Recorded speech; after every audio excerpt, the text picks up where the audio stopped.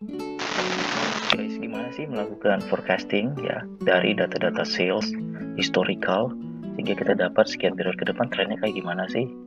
Nah, ini kita juga bisa ganti-ganti kalau sales seperti apa, ini ganti quantity gitu guys. Ya, kemudian bisa juga diganti dengan profit ya.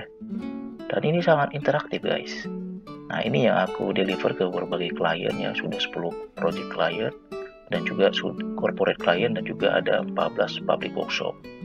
Nah, di sini juga segmen marketnya guys, kita bisa ganti-ganti. Ini dari segmen market, kalau kategori produk seperti apa, ya kemudian support itu seperti apa. Simple kan guys. Lalu kita juga bisa melakukan validasi dari forecasting guys. Nah, ini tampilan lainnya guys. Nah, di sini kalau misalnya diklik ya, di sini ada describe forecast.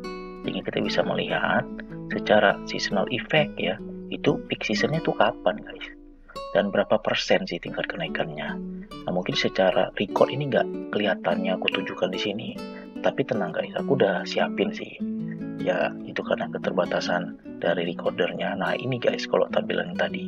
Jadi di sini kelihatan grade dari forecastingnya. Kemudian di sini kelihatan tuh dari seasonal effect. Jadi kita bisa lihat nih, kira-kira peak season kita kapan sih, sehingga bisnis leader bisa optimalkan dari sisi sales ya. Kemudian untuk alokasi resources juga itu lebih efisien guys.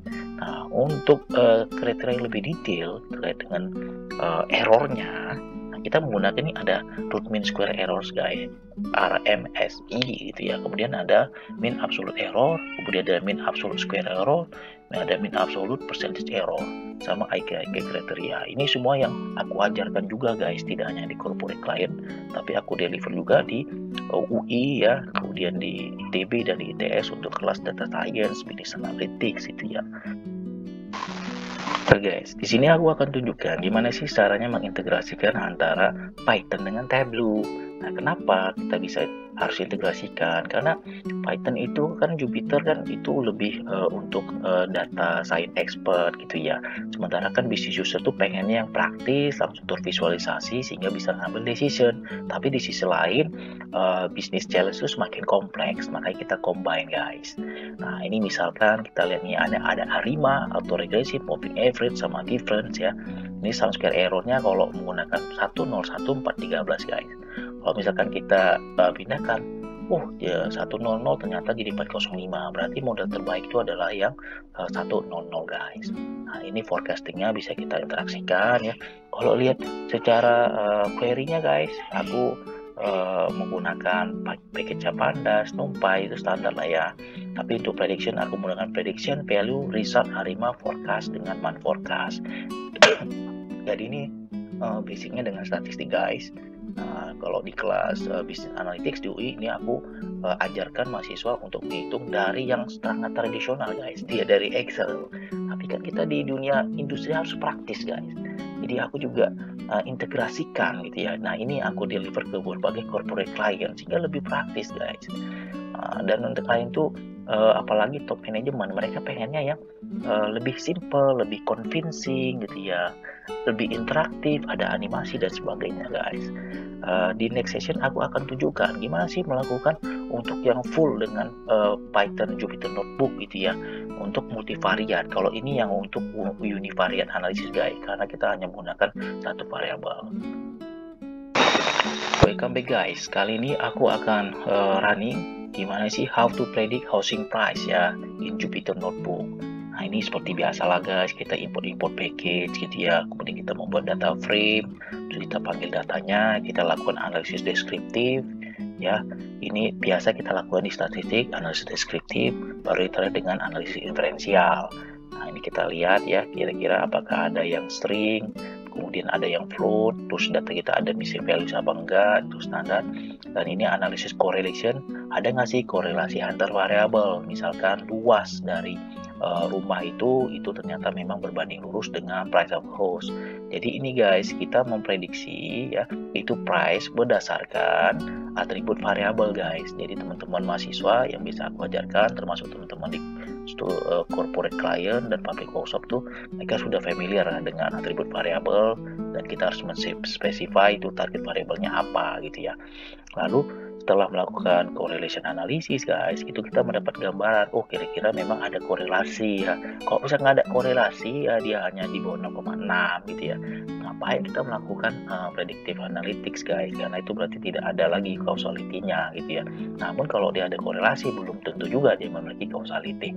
Untuk itu kita harus melakukan uji, dan termasuk juga kita melakukan analisis distribusinya guys, kira-kira data kita normal apa enggak sih. Nah ini guys, secara visual kelihatan ya, ini ada skew ya, teman-teman mahasiswa itu sangat familiar yang aku ajarkan, ada tailnya, dia ada red skew, ada tailnya, sehingga ini juga akan menentukan cara kita mentreatment data guys, termasuk juga untuk pemilihan metode dalam regresi. Untuk some case kita harus menggunakan misalkan binomial regression dan sebagainya ya.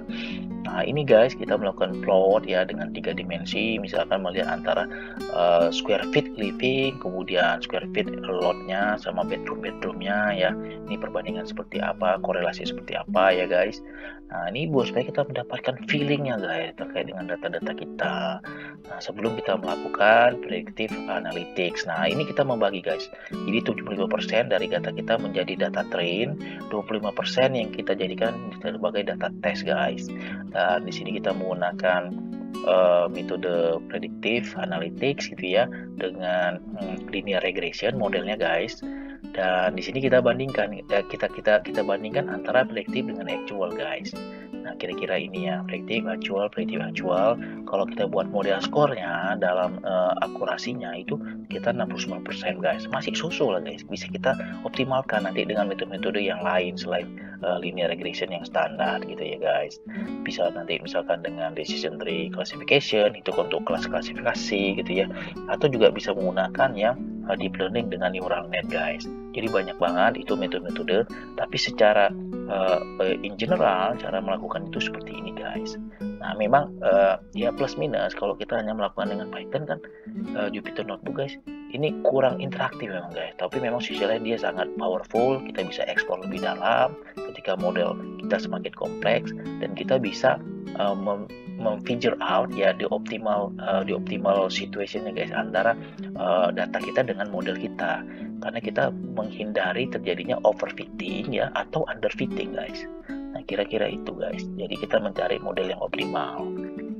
Nah demikian guys, jadi silakan ya yang ingin belajar ya, dan jangan ini ya, jangan keliru ya memahami kalau ada orang bilang wah Tableau itu hanya visualisasi gitu kan. Enggak, dengan Tableau kita bisa integrasikan dengan Python ya, atau sebaliknya udah kita pakai Python aja nih atau pakai Tableau aja nih guys. Zaman sekarang itu kita sudah interdisciplinary guys, jadi kita melakukan approach itu ya, baik secara visualisasinya ya, kemudian analisis deskriptifnya sampai analisis preskriptifnya gitu ya, jadi inferensialnya. Nah itu kita bisa lakukan guys dengan berbagai tools ini. Jadi semuanya hanya tools guys, yang menjadi main point itu ada di user guys, dia yang memiliki tacit knowledge. Karena pada saat kita menseleksi variabel, mengkonstruk model ya, kemudian melakukan validasi, menginterpretasikan, itu berdasarkan business knowledge guys ya. Jadi nggak usah khawatir guys, nanti aku ajarin gimana sih cara men-treat data from scratch ya, kemudian rekonstruk model, melakukan validasi, kemudian melakukan interpretasi guys. Nah itu yang aku ajarkan di kelas di UI, di ITB, di ITS, termasuk juga yang sudah running di berbagai corporate client guys. Jadi silakan yang mau ikut join di kelas aku, hubungi email aku atau LinkedIn Hari Patria ya. Kita belajar bersama. Sudah banyak guys corporate client saat ini juga sudah jalan ya di berbagai perusahaan besar. Ada telco, ada oil and gas, kemudian ada FMCG, kemudian ada semen ya, dan macam-macam. Bye bye guys.